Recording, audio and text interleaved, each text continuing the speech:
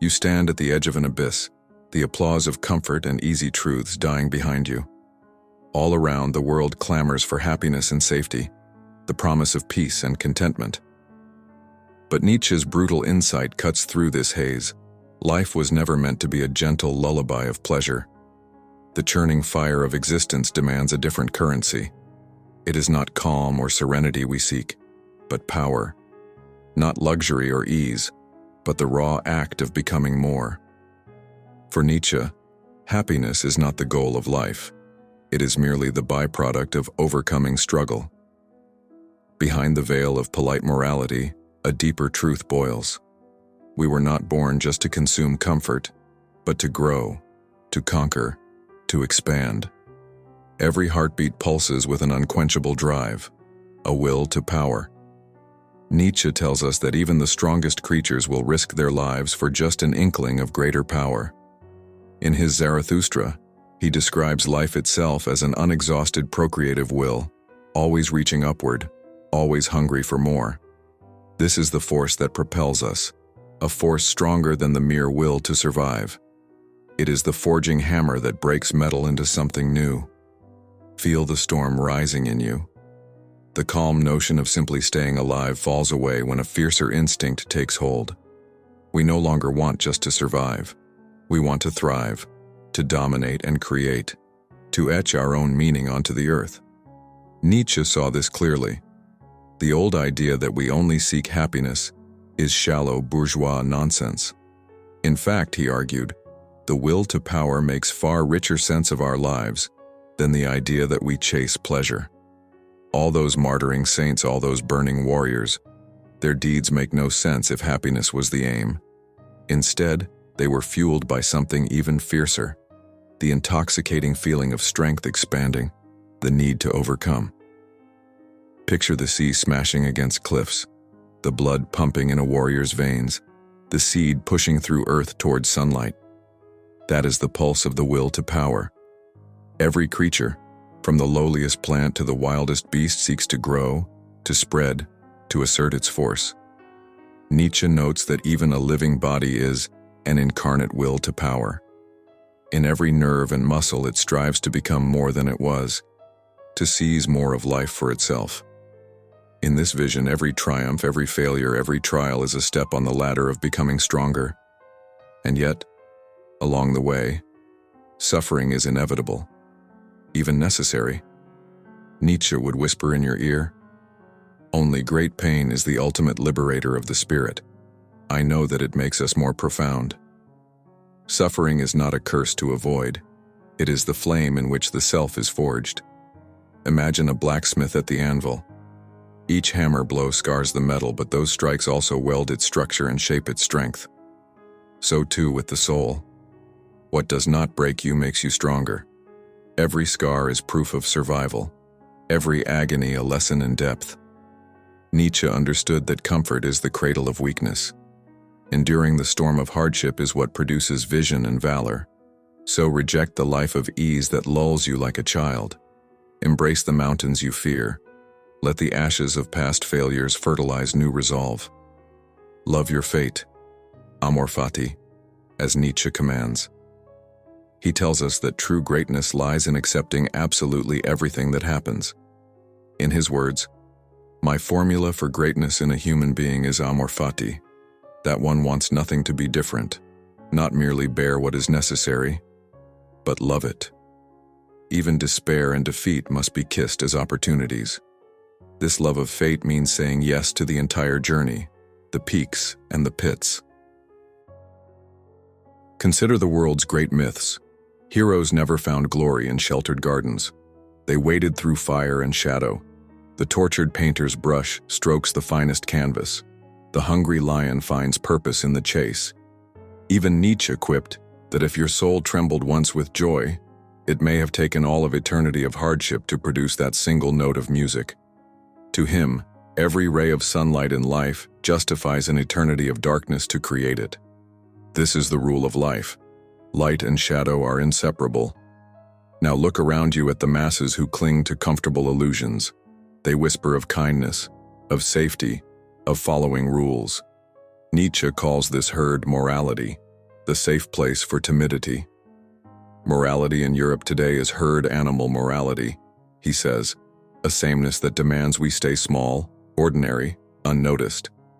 Those who walk in the flock are praised for mediocrity, but their applause is hollow. They are like sheep pawing at crumbs, never asking why or how to transcend. Your soul snarls at this complacency. You do not want to shuffle meekly through life as some last man sipping porridge, numb to the abyss, Nietzsche's pitiful portrait of the future. You sense the hunger for something fiercer, truer. Those who follow the herd feel comfort in numbers, but the price is dimness of spirit. Nietzsche saw that the superlative life lies on the ridge beyond common values. The old gods have fallen. Nietzsche proclaims, God is dead, not as a celebration, but as a shattering truth. Those ancient beliefs once propped up meaning, provided a moral skeleton. Now the scaffold has collapsed. The faith that girded Europe, Christianity, and the unquestioned good and evil it carried, has become unbelievable.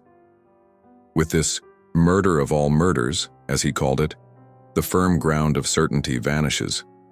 The entire European morality that depended on faith was bound to tumble. You stand now in the ruins. The silence echoes with the question, what do we build in place of old idols? Nietzsche says, build you, build new values. In this scorched world, we are not paupers of spirit. We are kings forging destiny. Nietzsche urges us to be the creators of values in the void left by God. When he speaks of death of God, he means more than religion. He means the death of stagnant purpose. He dares you to step into that void and become an artisan of meaning. This is both curse and gift. Without any divine command, you must become your own lawgiver. Let the will say, the Overman shall be the meaning of the earth, Zarathustra cries. No longer may you hide behind others' morals or polite scripts. Fashion your soul like fire into a blade of new intent. Every old value is ready to be tested and reforged or cast aside. Nietzsche even posits the ultimate stress test, eternal recurrence. Imagine being chained to this life forever, reliving every breath, every triumph and failure in exact detail. Nietzsche called it the heaviest weight imaginable, a maddening thought, but also a brutal mirror. Would you curse this eternal replay, or would you affirm it? If you could say yes to reliving this day, that means you have embraced life fully. To will eternal recurrence is to love life itself, no matter its shape. It is saying you would gladly walk through fire again for the flames you tasted today. It requires amor fati tenfold, loving every part of reality so intensely that even living it eternally feels right. Nietzsche dares you. If a future you could live on loop, would it be a blessing? If not, you know what must change. Only by saying, be this life, this very day, again and again, and fully owning it, can you truly call yourself alive. Step by step, as you gather each brick of your renewed self, remember Nietzsche's vision of the Übermensch, the Overman, or overhuman.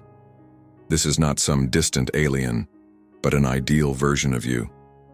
Zarathustra proclaims, man is something that shall be overcome. The Overman is you at your greatest potential, sculpting new virtues from the clay of your will. He does not pray for permission to act. He leaps beyond traditional good and evil into a realm where he alone declares what is noble. The Übermensch is the meaning of the earth, Nietzsche proclaims. Manhood itself is a bridge. Our task is to cross over to the other side. As Nietzsche says, what is great in man is that he is a bridge and not a goal. That means you are not a finished product, but a passage, a becoming. You contain within you the potential to reach heights that humanity as we know it has never touched. But to do so, you must master yourself. You must constantly challenge, transcend, overcome the person you were yesterday. Imagine forging a new value under the hammer of your deeds. Maybe it is courage, or passion, or art. Perhaps it is the resolve to seek truth even if it shatters comforts. These values are yours to craft. No one else can hand them to you. Nietzsche calls those who live only by mass conventions Last men, dulled and fearful, refuse to become such a beast. Tonight, as the world sleeps on comfortable lies, you stand awake by firelight. Feel the heat. You are being transformed. Each flame licking at your skin is a lie burning away, each ember a glint of raw power igniting in your blood. The world tells you, play it safe. But in this darkness you hear something else. A voice older than civilization, speaking from within. Rise, it calls. Be stronger than ever. In this moment, you decide, life will be your instrument, not your jail. Transcend through fire. Let the flames cleanse cowardice from your spirit. Each challenge you overcome, each fear you stare down, carves a new valley of strength in your soul. Nietzsche's call is clear. Become self-mastery itself. Embrace Nietzsche's words not as cruel commands, but as a fierce hymn of hope. Yes, suffering will find you. Welcome it as your teacher. Yes, the gods have fallen. Stand proud in the freedom of earth. Yes, the road will scorch your feet. Walk it anyway. Because on the other side is you reborn, a person unchained, who has danced on the edge of the abyss and sung its song back. A person who says yes to life, yes to power, yes to being the very meaning of the earth. Stand tall, step forward, transcend. With Nietzsche's whisper in your ear and the fire in your chest, you become the Overman you were meant to be. If something inside you stirred today, if a voice whispered that you were meant for more, then this wasn't just a video. It was a mirror, held up to your forgotten strength. Here at Neuromystique, we don't offer comfort. We offer confrontation with your illusions, your fears, your untapped potential. This is not a channel for the faint-hearted. It's a sanctuary for minds on fire. So if you're ready to question everything, to destroy and rebuild, to awaken, subscribe, stay aware, and remember, we're not here to escape the world. We're here to understand it, and then rise above it.